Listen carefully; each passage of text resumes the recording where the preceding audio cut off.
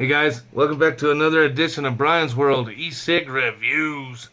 Today we are doing a 3-month update on the Aspire 30-watt box mod, and I got something to tell you guys on it.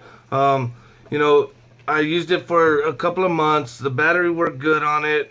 I didn't really have any issues. The USB charging port worked good.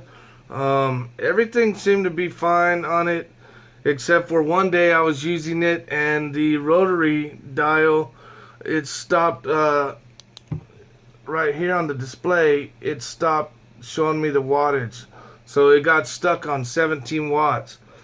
So I took it into my local vape shop where I bought it at, and they had said that I probably messed up the circuit board on it, being that I probably vaped, I probably sub-ohmed below a 0.5 on it, and it probably fried the circuit board. So, whatever, I wasn't going to argue with it. I just, called it like it was. I said, well, maybe you're right. So then I came home and I got to looking. I started looking at the box, man, and on the back of the box, it said it would take a resistance as low as a 0.3 ohm. So then, and on this one, this is a new box because this is a brand new mod, and I'll get to all that in a minute. But nowhere on here does it say that now. So, like, I read this whole shit, and I don't see it anywhere that says it vapes. Oh, wait up, man.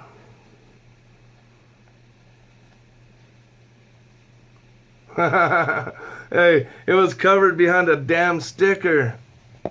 Yeah, okay. Right there it says it.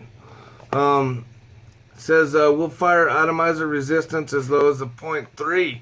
So when I saw that, that's funny, man. It was hidden behind this stupid ass sticker. I was like, wow, they didn't put it on the box this time.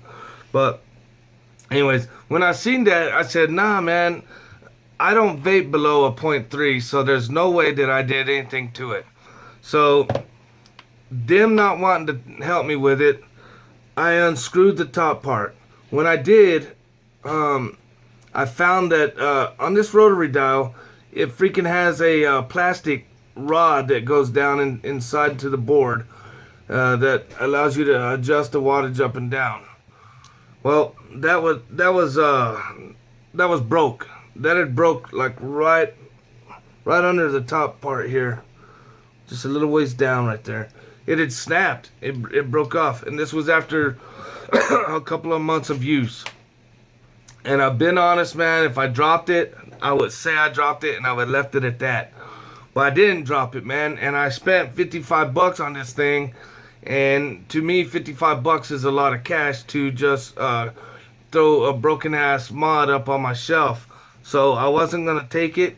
So I took the broke piece and the rotary dial up to where I bought it, and I showed him. I said, look, I did not vape below a 0.3. I know that for a fact. And the fact that it does, they said not to vape below a 0.5 on it, but the box clearly states that it will take a resistance as low as a 0.3. So I don't know if argue, that's not really, just we discussed it back and forth. So then they sent it into Aspire, but saying that they said probably being that I took the screws out myself because I couldn't get help elsewhere, that they probably wouldn't warranty it. So that would have kind of bummed me out, man. Like, I mean, what are you supposed to do if the vape shop won't help you, man? I don't know, man. You gotta take shit into your own vaping hands. Right? I mean, so that's what I did. But anyways, they were cool enough, man. They shipped it back to Aspire. And last week, homeboy called me up, said, hey, check it out, man. Aspire sent us a new mod for you. Come and get it.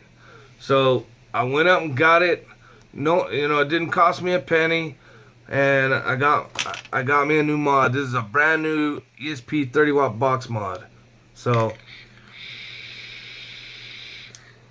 And I was kind of waiting around to see how Aspire was going to handle it before I did a review on it. Because at first I was going to go on here dogging them.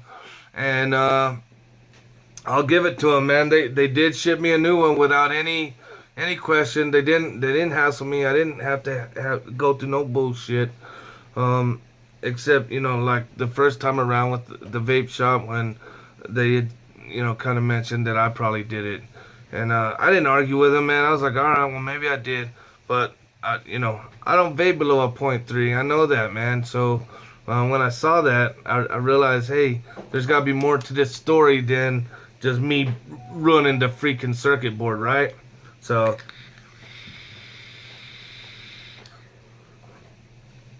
the freaking big question is, hey, Brian, that's you, man, right there. Would you buy this thing now, knowing what you know now about it compared to 3 months ago? I don't think so, man. I honestly don't think I would. Especially now. There's too many devices out now that for the price that you could get this, you could get a metal, durable filling device. And I'm not saying, this feels really good in the hand. The battery charged fine. I didn't have no problem with the USB port right here. I would just plug it in at night, and in the morning I'd unplug it and take it and go. I didn't have problems with these threads,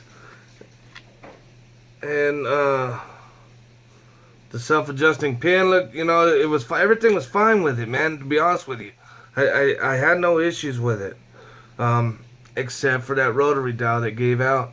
So you guys out there, man, and I had somebody. I had somebody comment the other day and said what a piece of shit this was. That they had bought it and it broke on them right away. So I don't know, man. Now I think for the money, which I've seen it as low as like $35 and still now as high as like $55 online. So I think for $50, $50-$60, you can get yourself a really good mod, even with temp control on it. So I wouldn't get this. I wouldn't spend $50 again. I think I spent $55 on it when I first got it. So I mean, it puts out pretty good vape, and the battery for a 1900 milliamp LiPo battery worked just fine for me, man.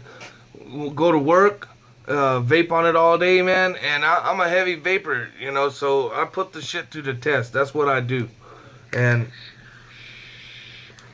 by the time I come home, it was ready to be charged, man. So then I'd just jump on another mod and chill till I woke up and used it again. And then and then when it broke, it had been setting for a while, man. I didn't even freaking use it for a while, man. I just thought one day I was gonna use it and went to adjust the wattage, and boom, to my freaking surprise, there was no movement on the screen, on the display screen for the wattage. It was stuck on 17. So this is what I gotta say. As long as Aspire, because they say that this thing has a 6-month warranty on it. If you can vape hard on it for 6 months and it lasts you, if it lasts you a year, 2 years, I think you'd be doing good. But and I still think it's a real good device for a beginner, someone just getting off cigarettes. It's super easy to adjust the wattage. All you do is turn the rotary up and down, and it adjusts your wattage up and down here. And it has your battery, your volts, and your ohms right there on the display screen. Then you just plug it in right there and charge it. Screen kind of, there you go. You can see it right there. And that's about it, man. It's got the 510 adjustable pin, which is kind of good, I mean, shit. that being said,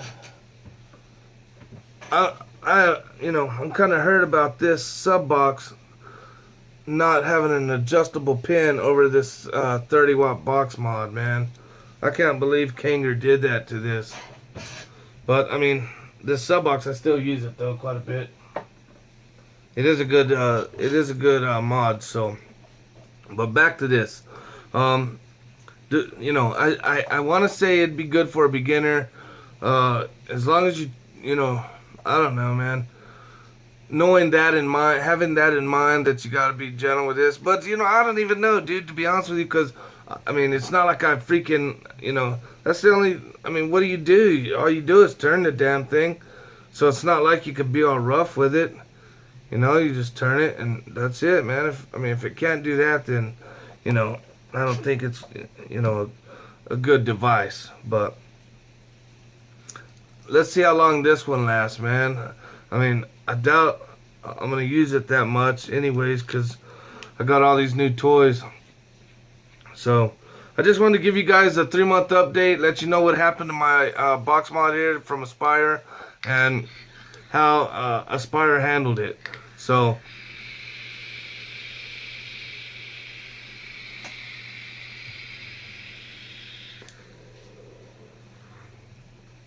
I mean, it works just fine.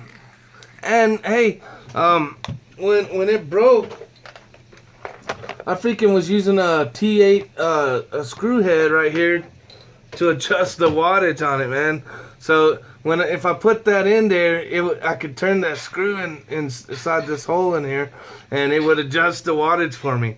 So I mean, if I wanted to have a piece of shit with a little screw tip sticking out of it, then whatever. But I mean, it wasn't dead. I mean, it still worked, but I think if you spend $50 on a device, it needs to last at least a year, man. I mean, come on. You work hard for your money. I work hard for my money, and we just want products that are gonna last. So I think if you drop this thing, you're gonna find out real quick what this thing's made of. So I don't know, man. Buy with caution, you guys. Especially now, man. There's definitely a lot more mods out there. A lot of people, are comparing it to this one here, the eLeaf iStick 50 watt, which this is metal device here. You can feel the difference, and this is a 30 watt, made of plastic. So, just be careful. That's all I can say. If you guys are interested in getting this, think twice, man. There's other mods out there that you can get that are more durable.